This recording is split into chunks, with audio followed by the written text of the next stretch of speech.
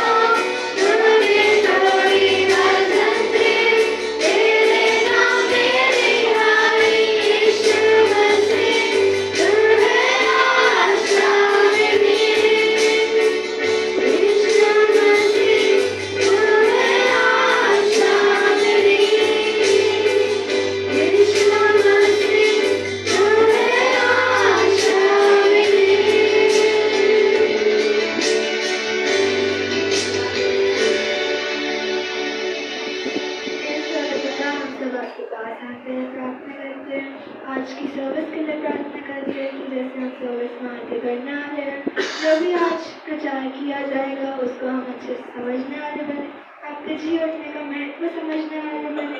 इस नाम हम सब लोग की मेहर कीजिए। बाकी चीज़ों के लिए भी प्रार्थना करती हूँ और इसके साथ प्रार्थना करते हैं हम इस नाम हम सब लोगों की मेहर कीजिए और रिफ्रेशमेंट के लिए भी प्रार्थना करते हैं कि आप हम सबकी मेहर कीजिए कि आप उसको धन्यवाद दें कि खाने वाले बने। जो भी अभी एक्शन सॉन्ग होगा बच्चों के लिए भी प्रार्थना करते हैं कि वो अच्छे से परफॉर्म करने वाले बने और आपकी महिमा करने वाले बने।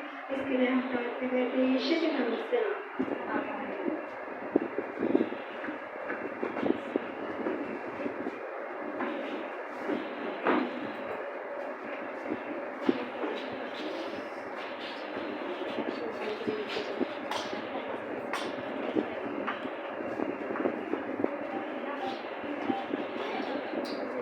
Using herbal strategy shoot mosquito room sprays.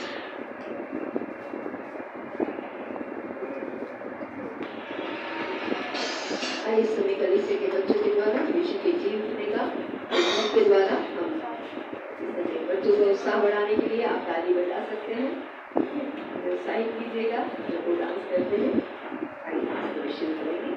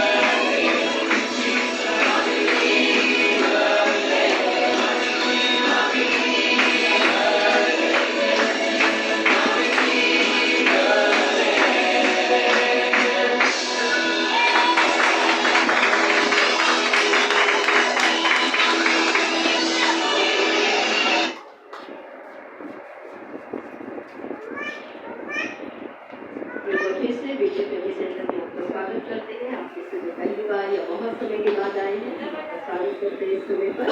अभी बच्चे बैठेंगे, अभी जाएंगे नहीं। आइए एक और डांस के साथ में हम प्रभु के जय उठने के आनंद को इस समय मनाएंगे। इनके इसके साथ हम अगली डांस परफॉर्मेंस को देखेंगे।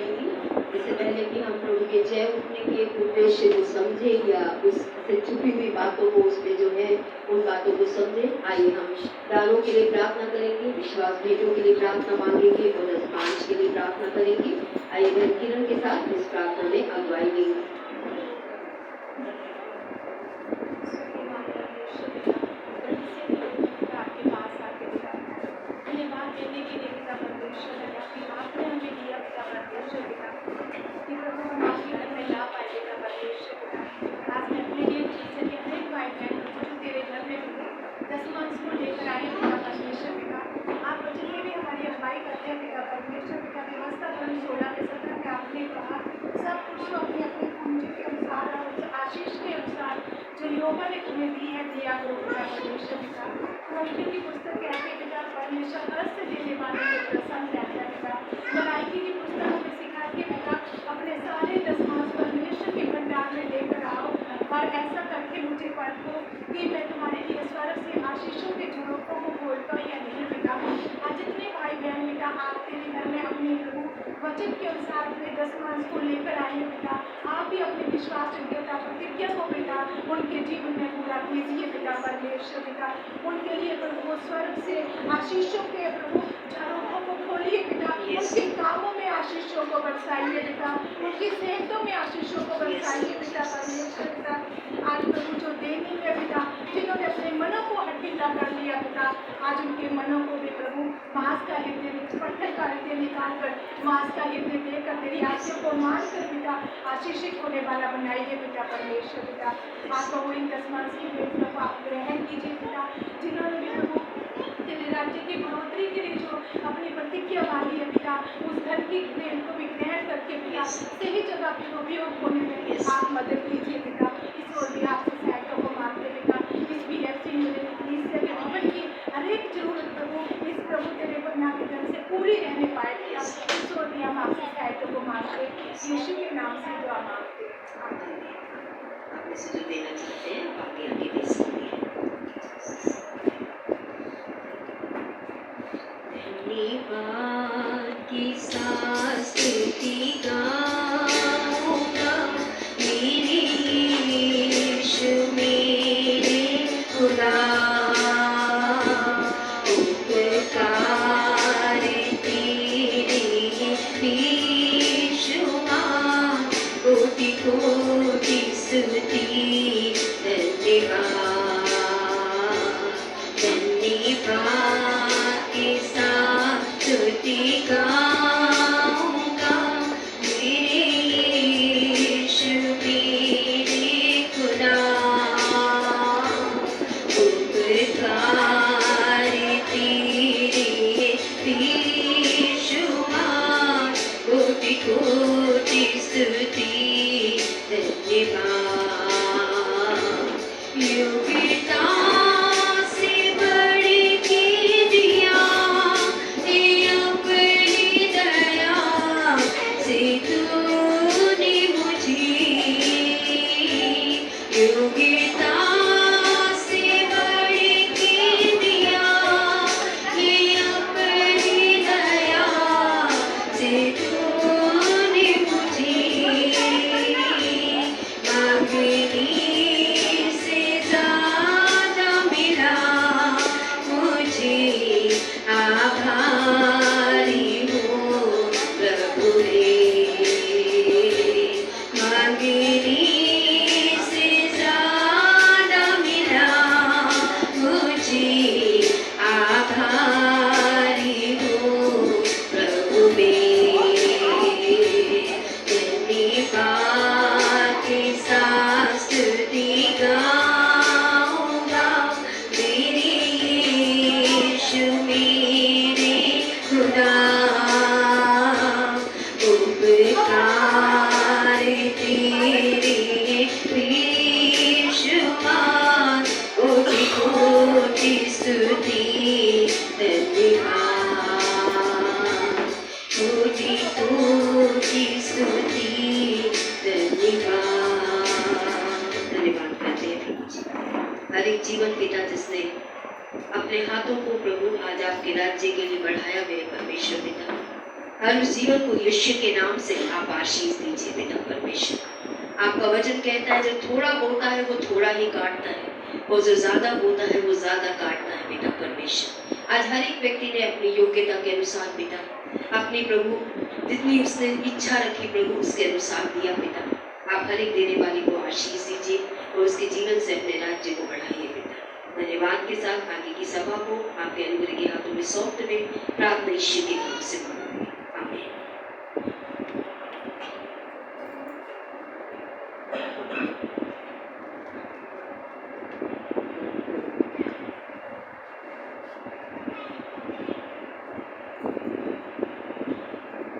Praise the Lord. Praise the Lord. Hello, hello. The Lord. प्रभु की स्तुति हो। प्रभु जय जय जय। Thank you Jesus, thank you. आइए इससे पहले कि हम आज के वचन में जाएं, आज प्रार्थना के द्वारा अपने मनों को तैयार करते हैं। हे हमारे स्वर्गीय पिता प्रभु, धन्यवाद करते हैं आपके वचन के लिए। प्रभु आप जीवित परमेश्वर है और आपका वचन कहता है प्रभु कि आपकी भेड़ आपकी आवाज सुनेगी और वो अनजान भी आवाजों के पीछे नहीं चलेगी। परमेश्वर आज प्रभु हम आपके पास आते हुए अपने जीवनों को आपके हाथ में सौंपते हैं। परमेश्वर आज प्रार्थना मांगते हैं परमेश्वर, हम सभी को, हमारे मनों को, हमारे विचारों को तैयार कीजिए, हमारे शरीरों को तैयार कीजिए कि हम आज आपके वचन को समझने वाले बन सके। परमेश्वर आज प्रार्थना करते हैं प्रभु, जितने भी जीवन आज पहली बार यहाँ है उन सभी को छूइए परमेश्वर, और आज वो आपकी आवाज सुनने वाले बन सके। और प्रभु आज यीशु के नाम से अपने मनों में शांति पाने वाले बन सके। आज हर जीवन जो आपको जानता है परमेश्वर, आज प्रभु आपके जी उठने की नई आशा से भरने वाला बन सके। जो अभी तक नहीं जानता है परमेश्वर, आज प्रभु वो उस स्थान तक आने वाला बन सके जहां वो आपको जाने। परमेश्वर आज धन्यवाद करते हैं प्रभु, आपने चाहा कि आप मनुष्य से रिश्ता रखें, आप मनुष्य से बात करें, मनुष्य आपकी आवाज सुने और प्रभु आपकी इच्छा के अनुसार जिए। आज प्रभु हम आपकी इच्छा के अनुसार इस समय आपके वचनों को आपके हाथ में सौंपते हैं। विश्वास करते हैं आप हमारे सोचने, समझने और मांगने से कहीं बढ़कर देने वाले परमेश्वर हैं। आज प्रभु हम सभी को, हमारे मनों को तैयार कीजिए, हर एक बोझ चिंता को हटाइए, हर एक प्रभु वो बात जो हमारे मन को व्याकुल करती है आज उसे हटाकर शांत कीजिए प्रभु। और प्रभु हमारा मन अच्छी भूमि की तरह तैयार होने वाला बन सके, ताकि जब आपका वचन रूपी बीज हमारे मनों में आए तो आज वो फलवंत होने वाला बन सके। धन्यवाद करते हुए, विश्वास करते हुए कि आपने हमारी प्रार्थना सुनी है, ये सारी प्रार्थना यीशु मसीह के नाम से आमीन। आज जो हम वचन देखने जा रहे हैं इस ईस्टर संडे पे, वो है मेरी कहानी अभी खत्म नहीं हुई। आमीन। मेरी कहानी अभी खत्म नहीं हुई, है ना? क्यों हमारी कहानी खत्म नहीं हुई है, आज हमें ये समझना बहुत जरूरी है, क्योंकि हम में से कई लोग जीवन के उतार चढ़ाव में इतने निराश हो जाते हैं कि हम सोचते हैं हमारे जीवन में अभी कुछ बदलाव नहीं हो सकता, कुछ सुधार नहीं हो सकता, परिस्थितियां बद से बदतर होती जाएगी और हमारा जीवन ऐसे ही खत्म हो जाएगा। लेकिन आज परमेश्वर का वचन जो हमें सीखना है कि मेरी कहानी अभी खत्म नहीं हुई, क्योंकि यीशु के मरने पे सबको लगा था सारे विश्वासियों की कहानी खत्म हो गई, क्योंकि जो अगुआ उसको लेकर चल रहा था उसी को क्रूस पे लटका दिया गया और सबने सोचा कहानी खत्म हो गई। ठीक है, और आज जो हम स्क्रिप्चर देखने जा रहे हैं वो लूका 24 अध्याय से हम पढ़ने जा रहे हैं।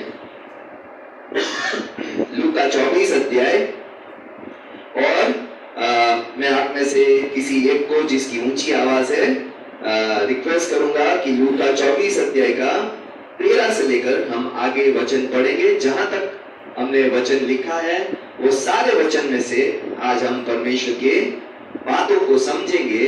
और ये कहानी तब शुरू हुई जब यीशु मसीह मरे हुए में से जी उठा और दो चेले यरूशलेम से इमाउस नाम के एक शहर में चलते चलते जा रहे थे, जो कि 7 मील यानी कि 3.5 से 4 किलोमीटर शायद दूर था, और या 5 किलोमीटर हम कह सकते हैं यरूशलेम से दूर था।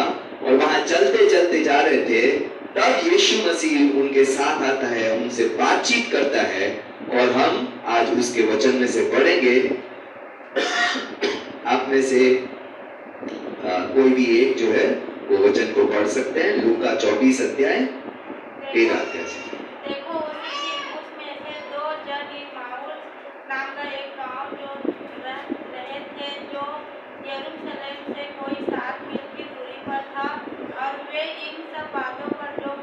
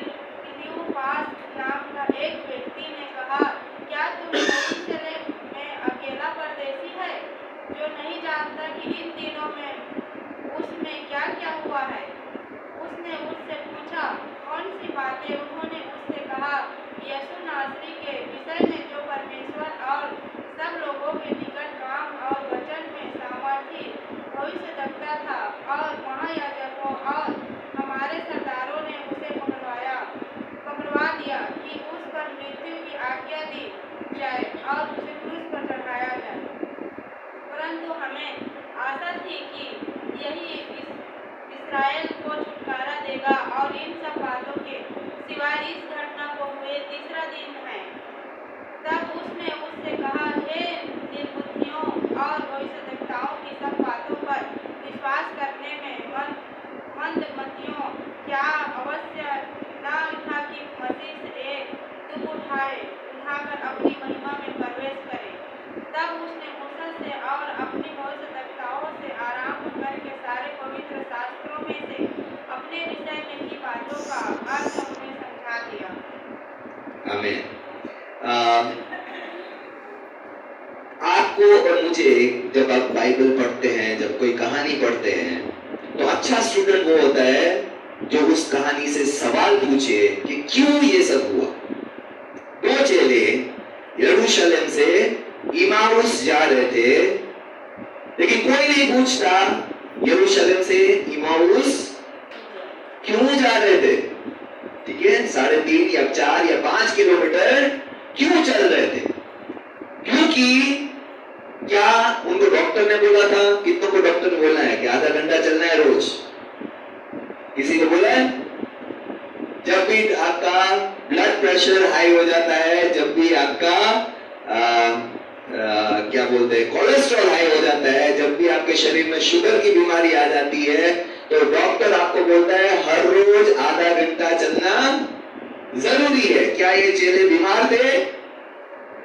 क्या डॉक्टर ने बोला था 5 किलोमीटर चलना है और ये चल रहे थे? नहीं।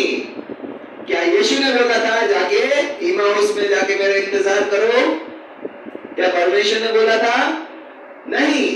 तो फिर ये क्यों चलने निकल पड़े?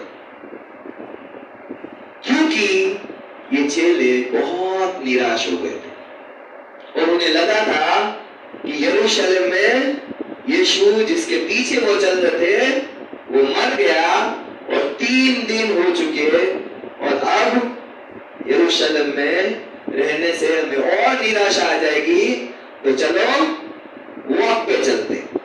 ठीक है, आप में से मुझे नहीं पता कितने लोग निराशा में चलने का चुनाव करते हैं, लेकिन अच्छा चुनाव। ठीक है, जब आप चलने का चुनाव करते हैं और जब आप हर रोज कम से कम 5 किलोमीटर चलते हैं, तो आपके शरीर से ना सिर्फ बीमारी दूर होती है, ना सिर्फ आपके डिप्रेशन दूर होता है, लेकिन आपका मूड भी अच्छा होता है। लेकिन यहाँ पे ये इनकी निराशा इतनी गहरी थी कि इतना चलने के बाद भी ना उनका मूड सही हुआ, ना उनका विश्वास उठा, ना ही उनका भारी मन जो बोझ तले दबा हुआ था वो निकल पाया। और तब यीशु ने क्या किया? जो मरे हुए में से जी उठा था वो उनके साथ साथ चलने लगा। आज हमें, क्योंकि हमारा प्रभु मरे हुए से जी उठा है, वो हम में से हर एक की निराशाओं को जानता है। और एक प्रचारक ने अच्छे से समझाया निराशा क्यों आती है, कब आती है और कब तक रहती है। तो उसने कहा निराशा हमारी आशा या हमारी उम्मीद और हमारी सच्चाई के बीच की एक खाई है। ठीक है, आप में से कितनों ने शादी से पहले योजनाएं बनाई थी? शादी करेंगे इतने साल में ये करेंगे, फैमिली प्लान करेंगे, बच्चे प्लान करेंगे, अपना घर लेंगे, अपना ये करेंगे, अपना वो करेंगे, ये बर्थडे करेंगे, वहां घर लेंगे। सारी योजना कितना ने बनाई थी? बाकी के हो नहीं सकता आपने योजना ना बनाई हो। लेकिन आज सच्चाई क्या है? सच्चाई आपकी उम्मीदों से, आपकी योजनाओं से, आपके सपनों से बहुत दूर है। इसलिए शादी करके हमें निराशा हो जाती है। हाय हाय, मैंने क्या सोच के शादी की थी, क्या योजनाएं बनाई थी, क्या उद्देश्य रखा था, और ये क्या हो गया। और हम शादी से निराश हो जाते हैं। ठीक है, एक बच्चा जब पढ़ाई करता है, कोई अच्छे स्कूल में या कॉलेज में एडमिशन ले लेता है, तो उसको सोचता है मेरा कैरियर सेट है, मैं ये करूंगा, इतना पढ़ूंगा, ये करूंगा, ये नौकरी मिल जाएगी और इस तरीके से मेरा जीवन चलेगा। और जब वो सच्चाई का सामना करता है और सच्चाई जब सपनों से, उम्मीदों से दूर रहती है तो उस व्यक्ति को निराशा आती है। आज हो सकता है हमारे विश्वासी जीवन में भी निराशा आई हो। हमने यीशु मसीह को जब ग्रहण किया, हमने सोचा था परमेश्वर मिल गया, वो जो हमारी सारी प्रार्थनाओं को उत्तर देगा, जो हमें चंगाई देगा, हमें चमत्कार देगा, हम ये करेंगे, हम वो करेंगे। और आज शायद सच्चाई हमारे उम्मीदों से दूर होते, विश्वासी जीवन में भी निराशा आ जाती है। आज हर जगह जहां हमारी उम्मीदें और हमारी सच्चाई कोसों दूर है, तो उस बीच की खाई को हम निराशा की खाई कहते हैं। और इसमें से हर व्यक्ति होके गुजरता है। लेकिन ये चेले समझदार थे कि ये चेले चलने का चुनाव करते हैं, क्योंकि जहां आप निराशा में रुक जाते हो वहां पे कुछ भी बदलाव नहीं होता। ठीक है, इसलिए अच्छा है कि जब आप निराश हो तो चलने का चुनाव करो, कहीं जाने का चुनाव करो, कहीं पहुंचने का चुनाव करो, उसको बात करने का चुनाव करो कि मैंने क्या उम्मीद रखी थी और आज मेरे जीवन की सच्चाई क्या है। और जब ये निराशा की बातों में थे, तब यीशु उनके साथ चलने लगता है। और यीशु को इसलिए नहीं पहचान पाते क्योंकि वो अपनी निराशाओं में डूबे हुए थे। ठीक है, आप में से कितने स्विमिंग जानते हैं? तैरना कितने जानते हैं पानी में? 4-5? ओके। पानी के अंदर जाकर जब आप आंख खोलते हैं, क्या आप किसी व्यक्ति को पहचान सकते हैं? पहचान सकते हैं? पानी के अंदर जाके जब आप आंख खोलते हैं तो आप किसी व्यक्ति को जो आपके साथ तैर रहा हो, या शायद आपके 10 फ्रेंड है, क्या आप एक भी को पहचान सकते हैं? नहीं पहचान सकते, क्योंकि पानी के अंदर आपकी आंखें अंधी हो जाती और उसके लिए ग्लास आता है जो कि आपकी आंखों को चिपक जाता है ताकि आप पानी के अंदर भी देख सकें। और आज ये निराशाओं के पानी में इतने डूबे हुए थे कि यीशु उनके साथ चलने लगा और वो यीशु को ही पहचान ना पाए। और आज हम में से हर कोई निराशाओं के चलने में चल रहा हो, और कोई ना कोई क्षेत्र में तो हम निराश रहते हैं। आज शायद नौकरी के क्षेत्र में, कमाई के क्षेत्र में निराश हो, आज परिवार के क्षेत्र में निराश हो सकते हैं, आज पढ़ाई के क्षेत्र में निराश हो सकते हैं, आज हमारे कैरियर के क्षेत्र में निराश हो सकते हैं, आज शायद हमारे शारीरिक स्वास्थ्य के क्षेत्र में हम निराश हो सकते हैं, या हम आज हो सकता है कि हमारे रिश्तों में निराश हो गए हो, हमारे परिवार से निराश हो, हमने जिससे जो जो उम्मीदें लगाई थी उससे सच्चाई बहुत दूर मिली और हम निराश हो गए। और यहाँ पे ये चेले चलते हैं, यीशु उनके साथ चलने लगता है और यीशु उनको पूछने लगता है कि तुम निराश क्यों? और वो अपनी निराशा का कारण बताते हैं। यहाँ पे क्या लिखा है कि हमने यीशु मसीह पे विश्वास किया था। क्या विश्वास किया था? कि यही इजराइल का छुड़ाने वाला है, यही इजराइल का राजा है, यही उद्धारक है, यही भविष्यवक्ता है, यही वो व्यक्ति है जो मसीहा बनकर हमें, देश को, हमारे राज्य को, हमें हर परिस्थिति से बाहर निकाले। और यीशु क्रूस पे चढ़ गया और वो बोल रहे हैं हमारी सारी आशाएं खत्म हो गई। और हो सकता है क्योंकि इनकी आशाएं, इनकी निराशा क्यों इतनी गहरी थी? क्योंकि इन्होंने अपनी नौकरियां छोड़ दी थी, इन्होंने अपना टैक्स कलेक्टर का बिजनेस छोड़ दिया था, इन्होंने अपना फिशिंग यानी कि मछुआरे करने का बिजनेस छोड़ा था, कहीं इन्होंने अपनी फुल टाइम जॉब छोड़ दी थी और यीशु के पीछे चल पड़े थे। और सब छोड़कर जब आप यीशु के पीछे चलते हो और तब यीशु को क्रूस पे लटकाया जाता है आपके आंख के सामने, तो आपके जीवन में शायद निराशा बहुत गहरी होती है, क्योंकि आपको लगता है उसकी मृत्यु हो गई जिसको आपने अपना राजा समझा था, अपना छुड़ाने वाला समझा था, हमें बचाने वाला समझा था, और अभी आपको और मुझे शायद कोई नहीं छुड़ा सकता। और इस तरीके से वो निराश हो गए। लेकिन हम में से हर कोई व्यक्ति एक अलग अलग सोच या अलग अलग तरीका रखता है। आप में से कितने लोग जब कोई मूवी या सीरियल देखने बैठ जाते हैं तो जब तक एंड ना आए तब तक खड़े नहीं हो सकते? कितने लोग एंड ना हो तब तक खड़े नहीं हो सकते? और कितने लोग हैं भाई एंड हो या ना हो, मुझे मेरा काम या तो मुझे मेरी नींद प्यारी है, एंड गया बाहर में, मुझे सोने दो। कितने लोग ऐसे? ठीक है, दोनों तरीके के लोग होते हैं।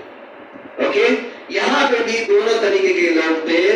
और कई लोग होते हैं जब तक एंड ना देख ले तब तक सो नहीं सकते। रात के 2 बजे 4 बजे उनको एंड देख के ही सोना है, क्योंकि वो उनकी नींद उड़ जाएगी अगर एंड नहीं देखा, है ना।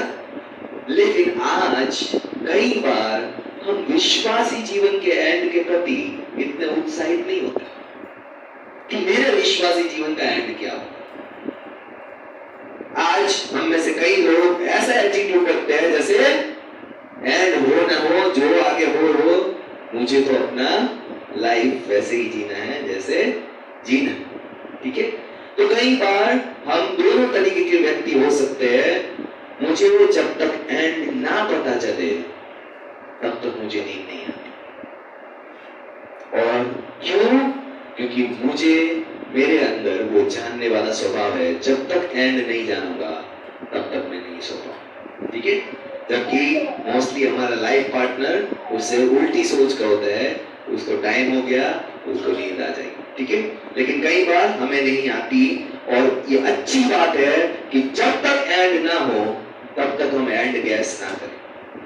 आज हमारे विश्वासी जीवन का अंत नहीं हुआ है, क्योंकि आज भी हम जीवित है, हमारी स्टोरी अभी बाकी है।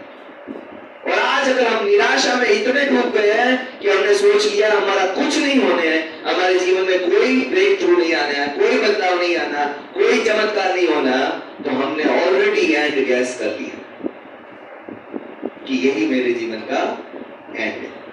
ठीक है, और कई बार मोस्टली मैंने देखा हर सीरियल में, हर मूवी में आपकी इच्छा के अनुसार का एंड नहीं होता है। आप सोचते कुछ हो और एंड कुछ और आ जाता है, और आपको लगता है मैं तो ये सोच के बैठा था, एंड तो कहानी में ट्विस्ट आ गया, है ना।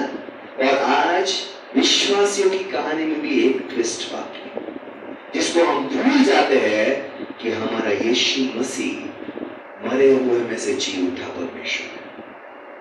और क्योंकि वो मरे हुए में से जी उठा है, आज वो हमारी हर एक परेशानी का हल उसके हाथ में है। वो जानता है, उसके पास समाधान है। आज हो सकता है हमारे अपने पारिवारिक परेशानियों में हम इतने उलझ गए, हमें लगता है कोई बदलाव नहीं हो सकता, कोई आशा नहीं है। और डिस्करेजमेंट, निराशा एक इतना बड़ा शैतान का हथियार है कि जिसको शैतान पाप में नहीं गिरा सकता, उसको निराशा में तो गिरा ही देता है। और निराशा में वो अंधे हो जाते हैं कि परमेश्वर उनके साथ चलना चाहे तो भी वो परमेश्वर को नहीं पहचान सकते। आज उनके शब्द क्या थे? जिस यीशु पे हमने आशा रखी थी वो मर गया, उसको क्रूस पे चढ़ा दिया गया। आज तीसरा दिन है और अभी कुछ नहीं हो सकता, जबकि उसके साथ चलने वाला वही मरे हुए में से जी उठा परमेश्वर। आज अगर हम भी निराशाओं में इतना डूब गए हैं कि हम परमेश्वर को अपने साथ चलता हुआ नहीं पा पाते, हमेशा अपने आप को अकेला पाते हैं।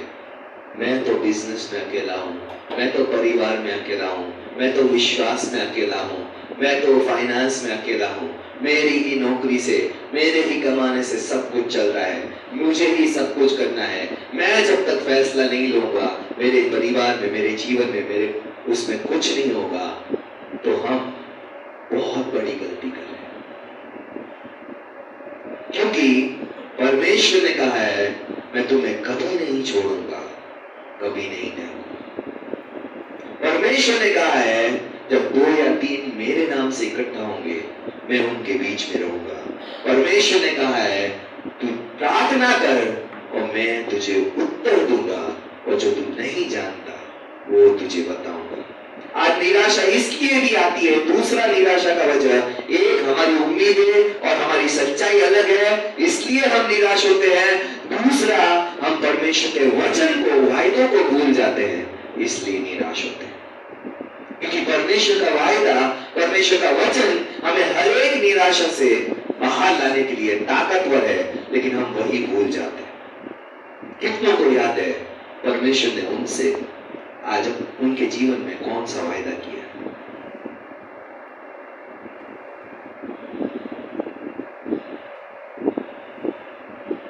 आज निराशाओं में हम मोस्टली परमेश्वर के वायदे को भूल जाते हैं। हमें याद ही नहीं रहता परमेश्वर ने क्या कहा था। परमेश्वर ने चेलों से क्या कहा था?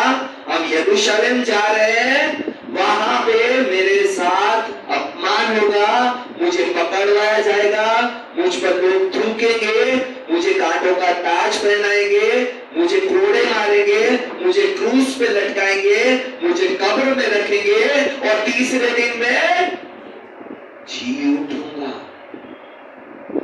और उन्होंने सारा याद रखा, एंड भूल गए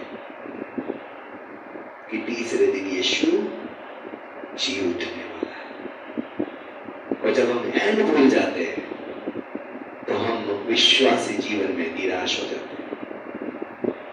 और मेरे पास्टर बहुत अच्छा बात करते थे कि परमेश्वर का वचन एक ऐसा वचन है जहां पे एंड शुरुआत से ही क्लियर।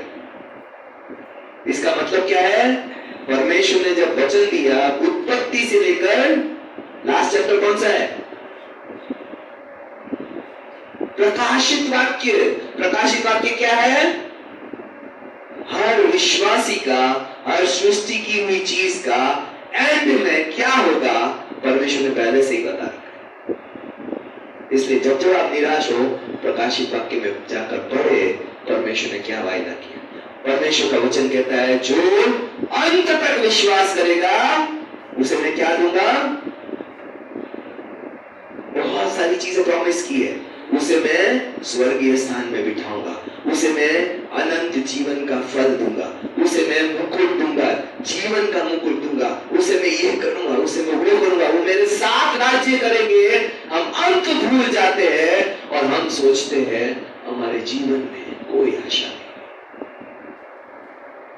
और आज अगर प्रभु को आप नहीं जानते, यीशु मसीह को, तो शायद हमें अंत पता ही नहीं, क्योंकि हमें लगता है हमारा मृत्यु हमारी अंत है। संसार यही मान के चलता है। इसलिए सबसे ज्यादा किसका डर है?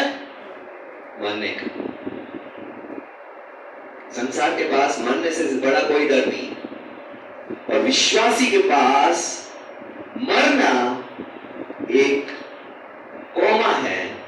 इसके बाद मेरा शरीर का जीवन खत्म हो जाएगा और मेरा अनंत जीवन शुरू हो जाएगा।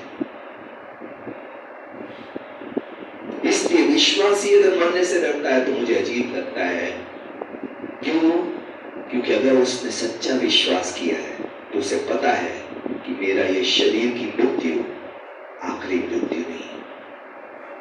इसके बाद भी परमेश्वर ने कहा है, तो अंत तक, अनंत जीवन तक मेरे साथ रहेगा और मैं तेरे साथ रहूंगा।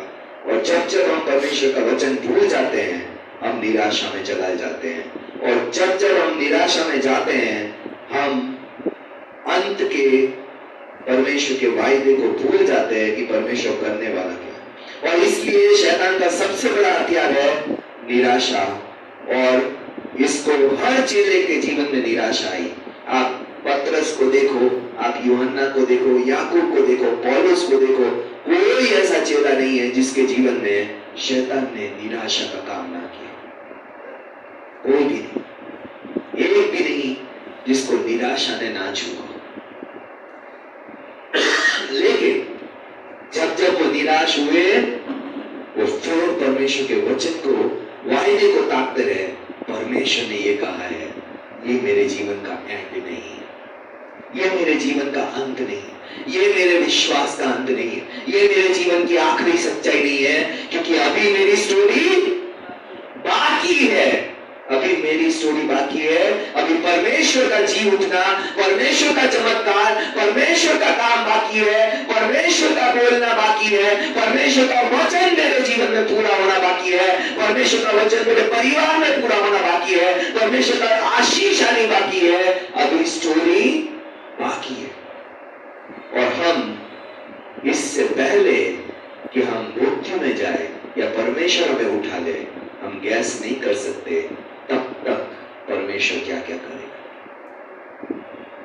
क्योंकि अगर ये दो चेले इसी निराशा में रह जाते और इमाउस जाके वो कभी वापस यरूशलेम नहीं आते। परमेश्वर ने क्या कहा था, जब तक पवित्र आत्मा ना पाओ तब तक क्या करना, यरूशलेम को ना छोड़ना। और ये निराशाओं में कहां जा रहे थे, इमाउस जा रहे थे। आज आप और मैं परमेश्वर के वायदों से दूर इमाउस, अपने अपने इमाउस में जा रहे हैं। परमेश्वर ने कहा है यरूशलेम मत छोड़ना जब तक पवित्र आत्मा ना पाओ। और हम इमाउस चले जा रहे हैं, चले जा रहे हैं। परमेश्वर ने ये बोला था, परमेश्वर ने ये वायदा किया था, मैंने तो परमेश्वर से ये आशा रखी थी, मैंने तो परमेश्वर से ये प्रार्थना की थी, मैंने तो सोचा था इस साल में ये हो जाएगा, मैंने तो सोचा था परमेश्वर ये चमत्कार कर देगा, मैंने तो सोचा था ये हो जाएगा, मैंने तो ये योजना बनाई थी। और हम चले जा रहे हैं अपने इमाउस की तरफ। क्या आप जानते हैं कि आप इमाउस की तरफ जा रहे हैं? कैसे पता चले आप इमाउस की तरफ जाएंगे? क्योंकि आपका मन निराशाओं से भरा है और आपका चाल परमेश्वर की आज्ञाओं से दूर है। और जब यीशु ने चेलों पे अपने आप को प्रकट किया और जब उनको याद आया कि परमेश्वर ने ये बोला था, तो उनको ये भी याद आया कि हमें यरूशलेम नहीं छोड़ना था। आज कई लोग विश्वास का जीवन छोड़कर अविश्वास में जा चुके हैं, क्योंकि उन्होंने आशा लगाई थी और वो आशा पूरी नहीं हुई। उन्होंने उम्मीद रखी थी और वो भूल गए। परमेश्वर ने वायदा किया था, पूरा नहीं हुआ और वो चले गए। अब्राहम से लेकर आज आप देखेंगे हर विश्वासी से परमेश्वर ने वायदा किया और एक समय आया जब परमेश्वर ने अपना वायदा पूरा किया। और उस दोनों के बीच का समय उनके लिए निराशा का समय था।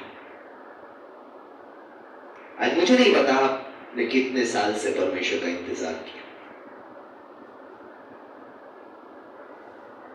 अब्राहम विश्वास का पिता, उसने 25 साल इंतजार किया।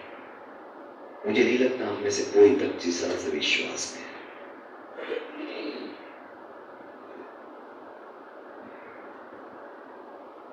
नोहा ने परमेश्वर की बात पूरी होने के लिए 110 साल इंतजार किया।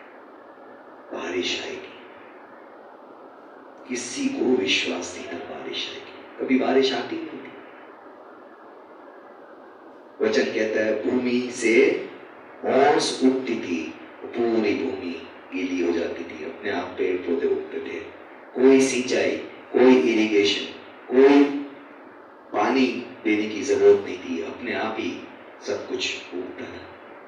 उनको बारिश क्या है पता नहीं, उसने इंतजार किया। 110 साल जहाज पर। आप और मैं कब तक इंतजार कर सकते हैं?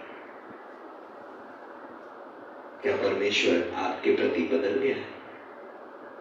क्या उसको आपके इंतजार करने में मजा आ रहा है? आज शायद अभी तक समय नहीं आया कि परमेश्वर आपके वायदे, आपको किया गया वायदा पूरा करे।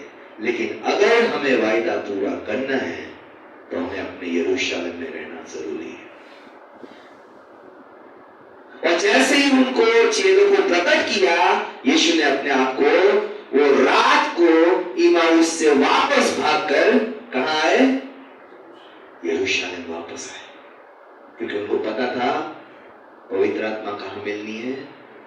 यरूशलेम में मिलनी है।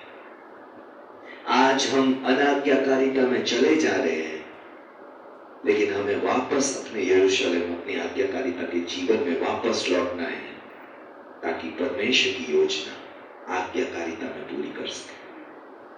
परमेश्वर की योजना इमाउस में पूरी नहीं होती, उनको पवित्र आत्मा इमाउस में नहीं मिलना था, क्योंकि परमेश्वर ने बोला था अपने यरूशलेम में, यरूशलेम तो तब तक मत छोड़ना जब तक तुम पवित्र आत्मा न पाओ। और आज हमें भी अपनी आज्ञाकारिता के जीवन में वापस लौटना है। आज परमेश्वर के वायदे को याद रखना है। परमेश्वर हर एक विश्वासी से वायदे करता है। आज परमेश्वर अपने वायदों को पूरा करने वाला है। एक भी वचन जो परमेश्वर ने आपको दिया है बिना पूरा हुए नहीं रह सकता, क्योंकि वो उसका वचन है। वचन कहता है संसार उलट पुलट हो सकता है, परमेश्वर का वचन बिना पूरा हुए नहीं रह सकता।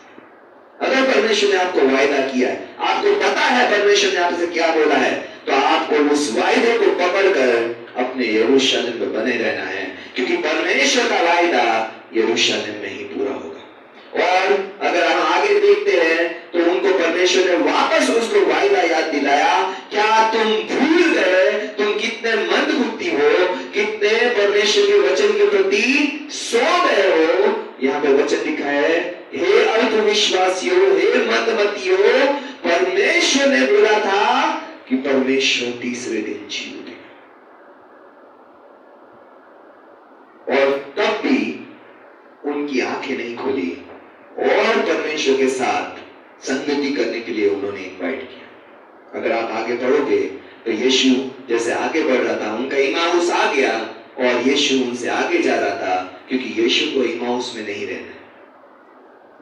ठीक है, हमेशा याद रखना, परमेश्वर अनाज्ञाकारिता के स्थान पे नहीं रहता, वो आपको छोड़ के जाएगा। अगर आप अनाज्ञाकारिता में चल रहे, आप वचन को नहीं पूरा करना चाहते, परमेश्वर आपके इमाउस में आपके साथ नहीं चले। उन्होंने फिर भी परमेश्वर से कहा, परमेश्वर हमारे साथ रहे, क्योंकि उसको उनसे उत्साह प्रोत्साहन मिल रहा था।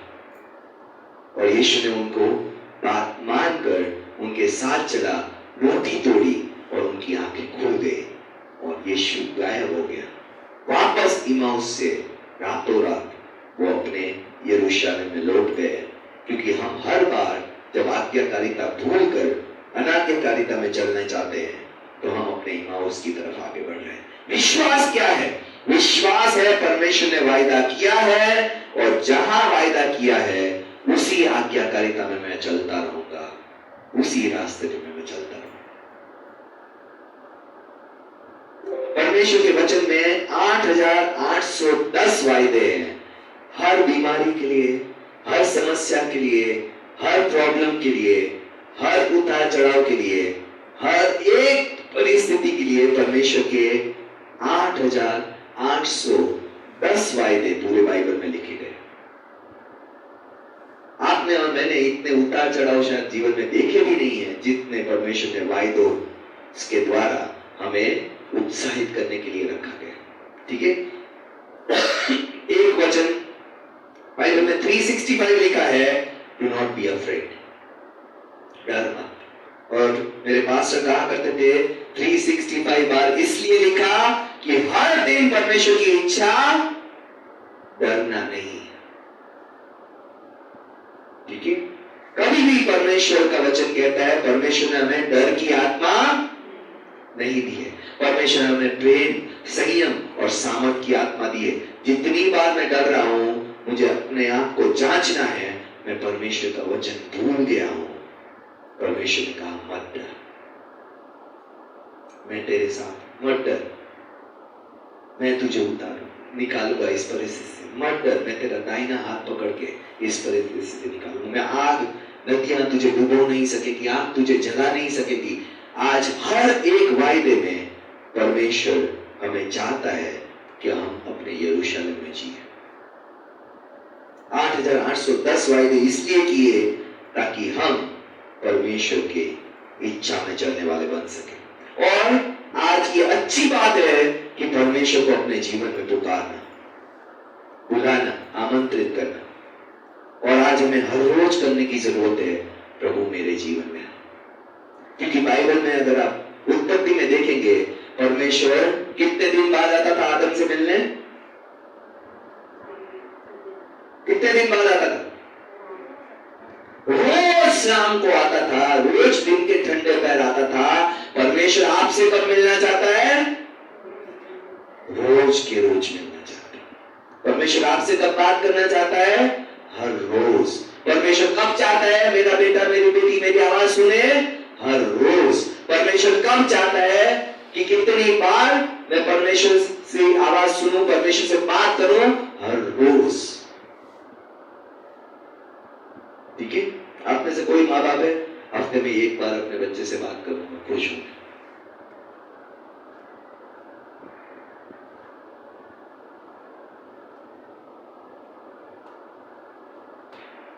हमारा मन हर रोज बात करने को करता है क्योंकि हम प्यार करते हैं।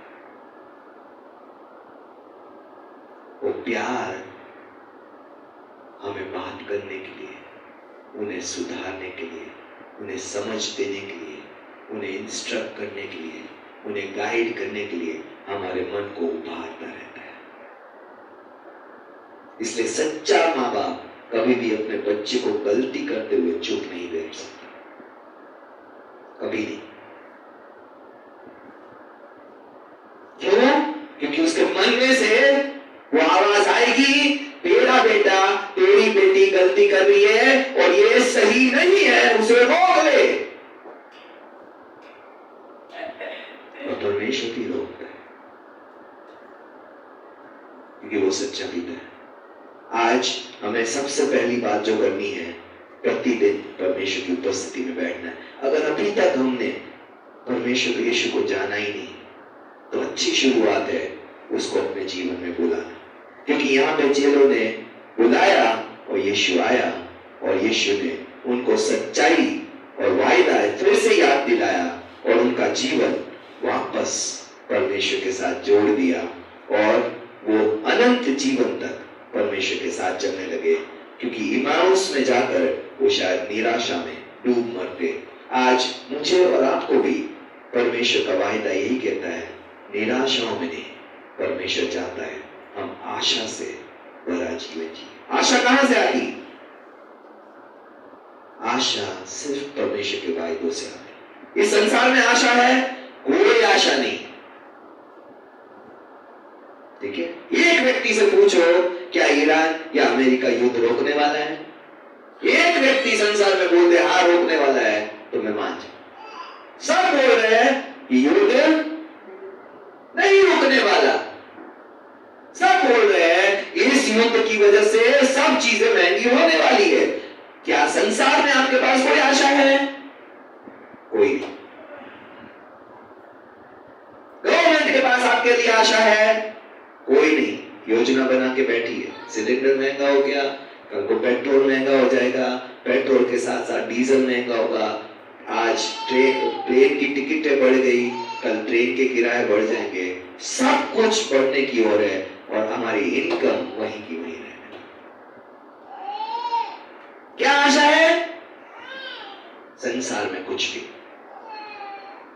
कौन हमें इस परिस्थिति से छुड़ा सकता है? कोई भी नहीं जो मनुष्य। आज अगर आप संसार में न्यूज़पेपर पढ़ेंगे, आप निराश से ज्यादा कुछ नहीं हो सकते। लेकिन परमेश्वर का वचन है जो आपको आशा देता है।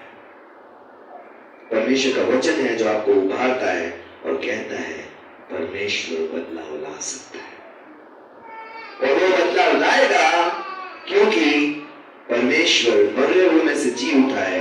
आज आपकी हर एक परिस्थिति को बदल सकता है, आज हर एक जीवन को बदल सकता है क्योंकि उसके पास सामर्थ्य है। आज हमारे परिवारों को बदल सकता है, आज हमारे अविश्वासी मेंबर्स को बदल सकता है, आज हमारे गलत आदतों में फंसे हुए परिवार के या प्यारे सदस्यों को बदल सकता है जो हमारे परिवार के हैं, क्योंकि परमेश्वर बदलने के काम में माहिर है। आज और कोई आपको आशा नहीं दे सकता, सिर्फ परमेश्वर के वचन को छोड़कर। इसलिए प्रकाशित वाक्य 3 में परमेश्वर का वचन कहता है, जो द्वार परमेश्वर खोलता है उसे कोई बंद नहीं कर सकता। आज आपके लिए भलाई का द्वार सिर्फ परमेश्वर खोल सकता है। आपके लिए तरक्की का द्वार, आशीष का द्वार, चंगाई का द्वार, छुटकारे का द्वार सिर्फ परमेश्वर खोल सकता है। आपके बीमारियों से चंगाई का द्वार सिर्फ परमेश्वर खोल सकता है, और हमें उसी परमेश्वर के साथ विश्वास करके आगे बढ़ना है। आज आपका और मेरा रिश्ता अगर उस परमेश्वर से नहीं है या सही नहीं है, या आज हम अपने इमाउस में बैठे हैं, तो हमें उठकर फिर से आज्ञाकारिता में वापस लौटना है। आज हमें अपने आप को जांचने की जरूरत है। परमेश्वर मरे हुए में से जी उठा है और वो आपके साथ चल रहा है, लेकिन क्या आज हम पहचान पा रहे हैं कि हाँ, हर उतार चढ़ाव में वो मेरे साथ है।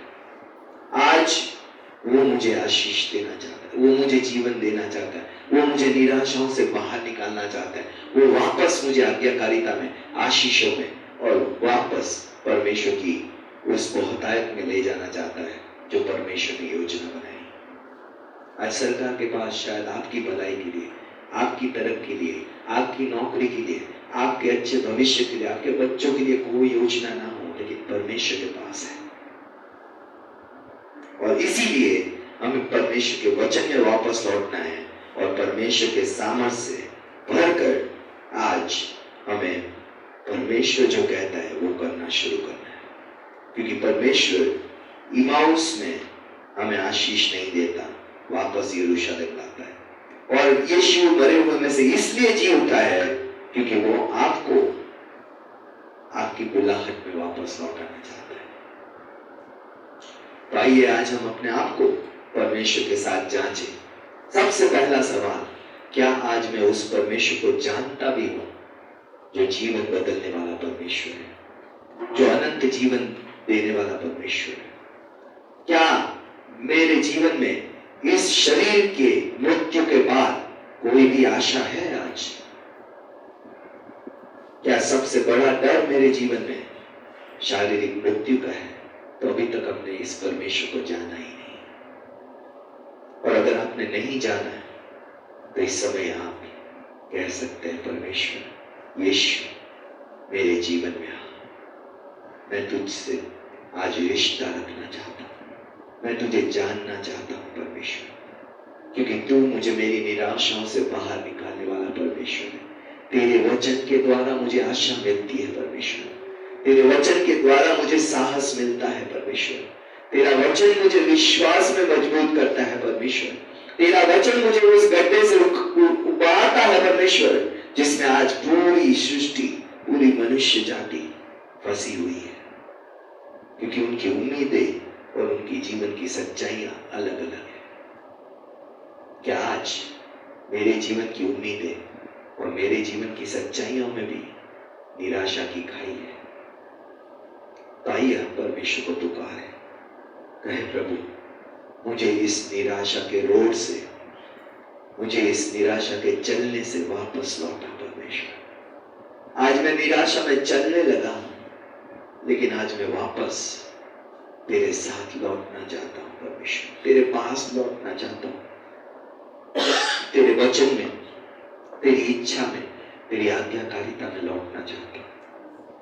अगर ये हमारे मन की इच्छा है और अभी तक हमने ये परमेश्वर यीशु मसीह को ग्रहण नहीं किया या नहीं जाना या शायद अभी तक नहीं पहचाना, तो आज हम परमेश्वर को इनवाइट कर सकते हैं।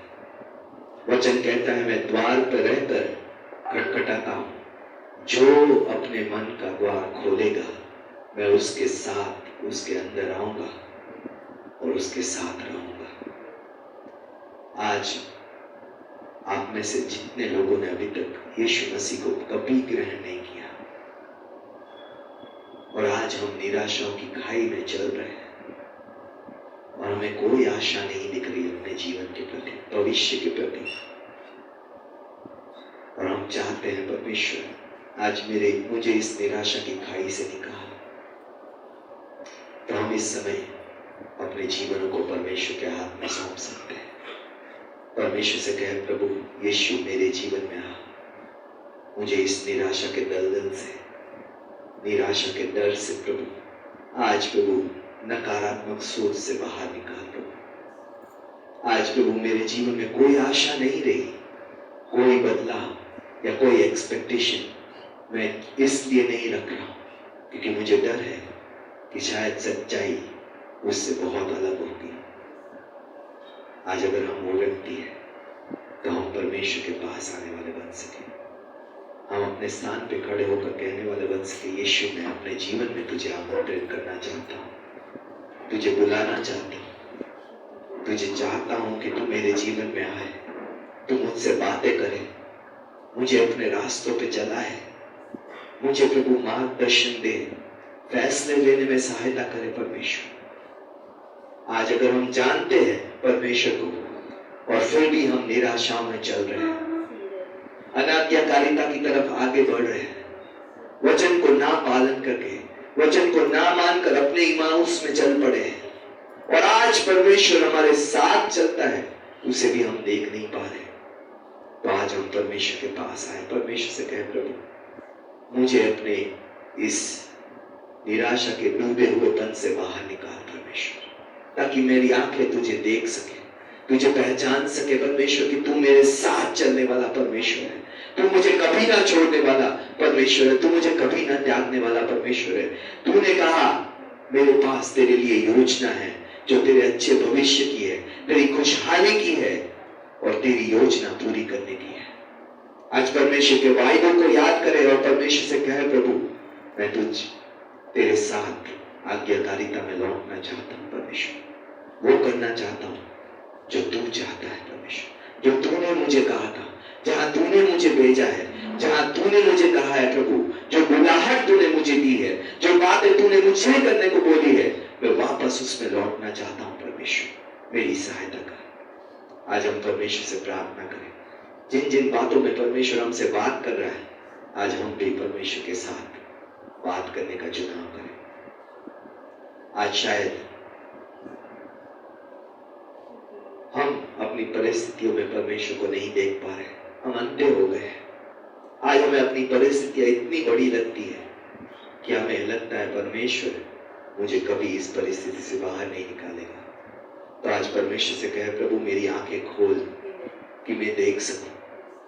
आज जैसे गेहाजी की आंखों को एलीशा की प्रार्थना ने खोला था और उसने परमेश्वर की उस सेना को देखा जो दुश्मन की सेना से कहीं बड़ी थी, आज हम भी परमेश्वर की उस महान योजना को, उस महान सेना को, उस महान सुरक्षा को देखने वाले बन सके जो इस संसार की हर एक ताकत से बड़ी है, और आज हम डर से बाहर आकर परमेश्वर के साथ विश्वास का जीवन जीने वाले बन सके। अगर हम वो व्यक्ति है तो परमेश्वर के साथ प्रार्थना करें, परमेश्वर से कहे, प्रभु मेरी आत्मिक आंखें खोल कि मैं तुझे देख सकूं, तेरी सेना को, तेरी सुरक्षा को, तेरे प्रदान करने को, तेरे रास्ते को, तेरे समाधान को देखने वाला बन सकूं परमेश्वर। आज मेरी आत्मिक आंखें खोल दे परमेश्वर। आज अगर हमारे रिश्ते मरे हुए हैं और परमेश्वर हमें कह रहा है कि जैसे मैंने 4 दिन के लाजरस को मरे हुए से जीवित किया था, आज वो आपके रिश्तों में एक नई जीवन, नया जान दे सकता है। आज जितने जीवन से परमेश्वर बात कर रहा है, मुझे नहीं पता, आप जानते हैं कि आपके रिश्ते कौन से मरे हुए हैं, और जिसको आप चाहते हैं परमेश्वर यीशु जीवित करे। आज परमेश्वर के सामने उन रिश्तों को लाए और कहे, परमेश्वर मेरे लाजरस को भी, मेरे मरे हुए रिश्तों को भी जीवित कर परमेश्वर, एक नया जीवन दे परमेश्वर। फिर से प्रभु मेरे रिश्ते उस व्यक्ति के साथ जुड़ने वाले बन सके जिसको तूने मेरे परिवार में रखा परमेश्वर। आज परमेश्वर से कहे, आज कौन सी परिस्थितियां मरी हुई है जिसमें आप चाहते हैं परमेश्वर एक नया जीवन दे, ताकि मैं विश्वास में आगे बढ़ूं। आज परमेश्वर से प्रार्थना करें, thank you Jesus, thank you Jesus, thank you Lord. आज परमेश्वर से बात करें, जैसे परमेश्वर ने आपसे बात की है वो आपसे आपकी आवाज सुनना चाहता है, आपके मन की आवाज जो आपका मन परमेश्वर से कहना चाहता है, प्रभु मेरे लिए अभी ये कर, प्रभु मुझे भी इस निराशा से बाहर निकाल, प्रभु मेरे जीवन में भी ये सामर्थ का कार्य कर, प्रभु मुझे अपने यरूशलेम में लौटने में मत सहायता कर, प्रभु मैं आज्ञाकारिता का विश्वास का जीवन जी सकूं, प्रभु आज मैं तेरी सहायता से, तेरे सामर्थ्य से प्रभु आज फिर से मेरी एक कहानी को जो आज शायद विफलताओं से भरी है, शायद निराशाओं से भरी है, आज फिर से एक नई कहानी प्रभु तू मेरे जीवन में लिखना शुरू कर।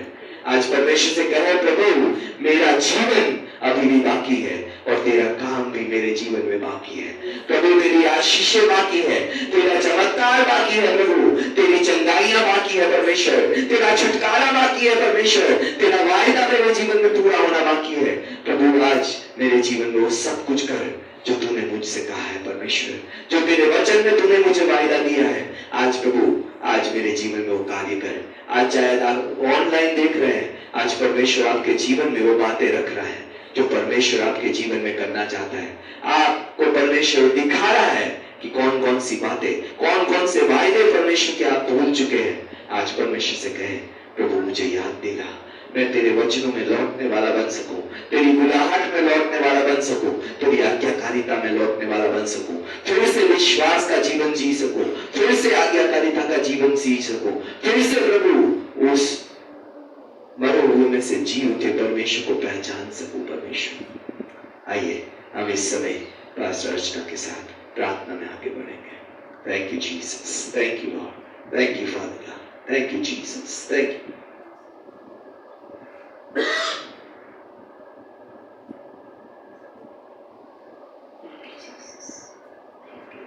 आइए अपने लोगों को खोलकर जिन बातों से परमेश्वर ने आपसे बात की है, जिन बातों को आप परमेश्वर तक ले जाना चाहते हैं, अपनी आंखों को बंद करें इस समय पर, अपने दिलों को परमेश्वर के सामने लाएं। आंखें बंद इसलिए नहीं करनी कि आंख बंद करने पे परमेश्वर सुनता है, बल्कि आंख बंद करने से हमारा ध्यान से परमेश्वर की तरफ जाता है।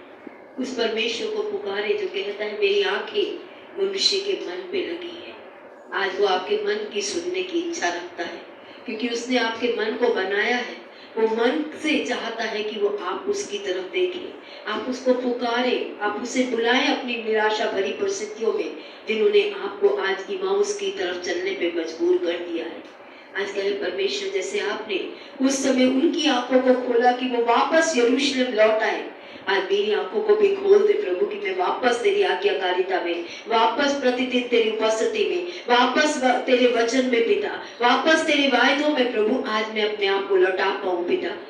आज वो हर निराशा मेरे जीवन से हटा जो मुझे तेरे साथ बैठने से रोकती है पिता, और वो डर मेरे जीवन से हटा प्रभु जो मुझे तेरी आवाज सुनने से रोकता है, जो तू हर दिन अपने प्रेम से भरकर मुझसे कहता है मत डर क्योंकि मैं तेरे साथ हूँ, इधर उधर मत ताक क्योंकि मैं तेरा परमेश्वर हूँ, मैं ही अपने धर्म में हाथ से तुझे संभालूंगा और जिस मार्ग में चलना है उसमें तेरी अगुवाई करूंगा। आज परमेश्वर आपके पक्ष में खड़ा है तो आपका विरोधी कोई नहीं हो सकता। मनुष्य के पास शायद आपके लिए कोई आशा ना हो, परिवार के पास ना हो, आप जिसमें आशा लगाए बैठे हैं उनके पास कोई आशा ना हो, लेकिन एक परमेश्वर है जो महिमा की आशा है जो आप में है, जो कहता है विश्वास करने वाले को मैं कभी लज्जित नहीं करता। आज उस परमेश्वर की तरफ आइए, अपने मन को उसकी तरफ खोलिए इस समय पर। Thank you Jesus, thank you father, thank you, thank you Jesus, thank you father, thank you.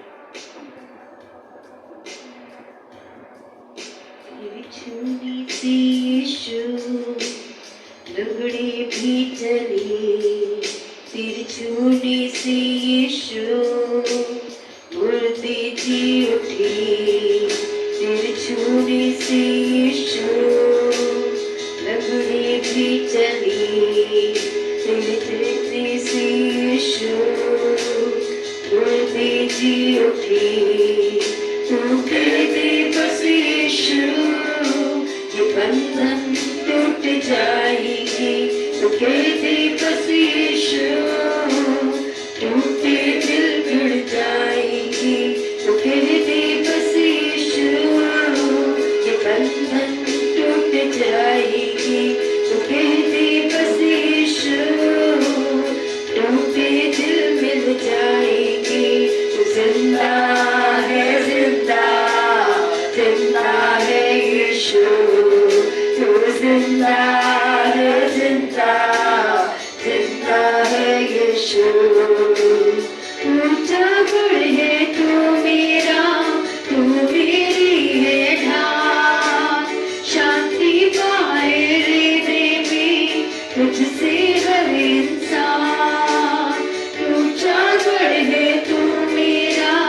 तू मेरी है ढाल, शांति पाए हृदय में तुझसे हर इंसान। दुख और तकलीफों में तेरा वचन है राह, दुख और तकलीफों में तेरा वचन है राह।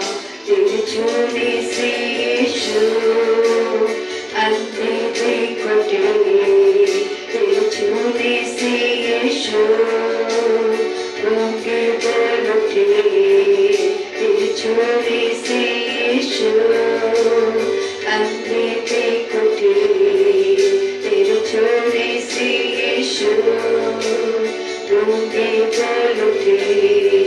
तू कहते बस यीशु ये बंधन टूट जाएंगे, तो कहते बस यीशु टूटे दिल मिल जाएंगे, तो कहते बस यीशु ये बंधन टूट जाएंगे, तो कहते बस यीशु ये बंधन जाएंगे। तू जिंदा है, जिंदा जिंदा है यीशु, आई बोले तू जिंदा है, जिंदा जिंदा है यीशु, तू जिंदा है, जिंदा जिंदा है यीशु। सचमुच में पिता, आज आप जानते हैं कहाँ आपके लोग अंधकार की तरफ चल पड़े हैं पिता परमेश्वर। आज आप जानते हैं प्रभु कौन सी परिस्थितियों में वो आज अपने आप को निर्जीव पा रहे हैं पिता परमेश्वर। आज आप वो परमेश्वर हैं जो वचन भेजकर अपने लोगों को चंगा करते हैं मेरे पिता परमेश्वर। आज आइए पवित्र आत्मा आप अपने लोगों को छुइए पिता, आज उसी मौत से आप वापस यरूशलेम में लेकर आइए पिता परमेश्वर, जहाँ आशा है, जहाँ आत्मा का कार्य है पिता, जहाँ प्रतिज्ञाओं का पूरा होना है पिता, जहाँ वायदों का प्रभु जी आज प्रकटीकरण है पिता परमेश्वर, जहाँ आपके लोगों के लिए प्रभु आपकी सामर्थ है पिता परमेश्वर। आज मैं विनती करती हूँ हर एक भाई के लिए, हर एक बहन के लिए, हर एक बच्चे के लिए, हर एक जवान के लिए पिता परमेश्वर, जो आज प्रभु इमाउस की तरफ बढ़ चुका है अपनी निराशाओं में, अपनी परिस्थितियों में, अपनी बीमारियों में, अपने फाइनेंशियल के संघर्ष में, अपने बिजनेस के संघर्ष में, अपनी बीमारियों के संघर्ष में प्रभु, जैसे उस इमाउस में भी आप उनके साथ चल रहे थे पिता, आपने वहां भी उन्हें छोड़ा नहीं था प्रभु जी। धन्यवाद प्रभु, आज हमारी निराशाओं में भी पिता, हमारी अनाज्ञाकारिता में भी पिता परमेश्वर, आज प्रभु हमारे अविश्वास में भी आपने हमें छोड़ा नहीं प्रभु जी। इस भलाई के लिए हम आपका धन्यवाद देते हैं पिता।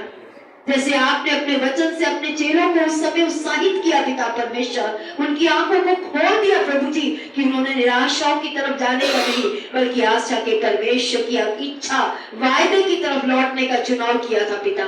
आज हम में से हर एक को प्रभु आज इमाउस छोड़कर वायदों पे वापस खड़े होकर आपसे प्रतिज्ञाओं के पूरा होने की बाट जोड़ने का, प्रार्थना करने का, वचन पढ़ने का, आपकी आवाज सुनने का प्रभु समर्पण वापस देने में हम सभी की मदद और सहायता कीजिए प्यारे पिता परमेश्वर। पवित्र आत्मा आइए हमें फिर से हमारी आत्माओं को उभारे मेरे पिता, हमारे मनों को विचलित करिए पिता परमेश्वर। जैसे प्रभु वो आपस में कह रहे थे, जो हमारे साथ चल रहा था, जब वो हमसे बात कर रहा था तो क्या हमारे हृदय उत्साहित नहीं हो रहे थे? आज आइए अपने लोगों के हृदयों को आप उत्साहित कीजिए मेरे पिता परमेश्वर, अपने लोगों को आप उभारिए पिता परमेश्वर, अपने लोगों में आशा आप दीजिए मेरे पिता परमेश्वर, अपने लोगों को वापस लौटने का अनुग्रह आप प्रदान कीजिए मेरे पिता परमेश्वर, ताकि आपकी इच्छा जो आपके लोगों के लिए भली है पिता आज पूरी होने वाली बने पिता परमेश्वर। आज प्रभु मैं अपने आप को, कलीसिया को, हमारे बच्चों को पिता, हमारे भविष्य को पिता परमेश्वर आपके अनुग्रह के हाथों में सौंपते हैं पिता। धन्यवाद ये वचन पिता तो प्रभाव नहीं होगा पिता, क्योंकि आपने दिया है और आप इसे पूरा भी करेंगे मेरे प्रभु जी। धन्यवाद के साथ प्रभु जी ये सारी विनती प्रार्थना उद्धारकर्ता यीशु मसीह के नाम से मांगते हैं, आमीन। आप सभी अपने स्थानों पर बैठ सकते हैं। विक्ट्री फैमिली सेंटर नई दिल्ली कलीसिया में हम आपका स्वागत करते हैं, ऑनलाइन ऑफलाइन दोनों माध्यम से। बच्चे जो आए हैं आगे कुर्सियां खाली है बेटा, आप आगे बैठिए एक करके अपनी कुर्सी पे।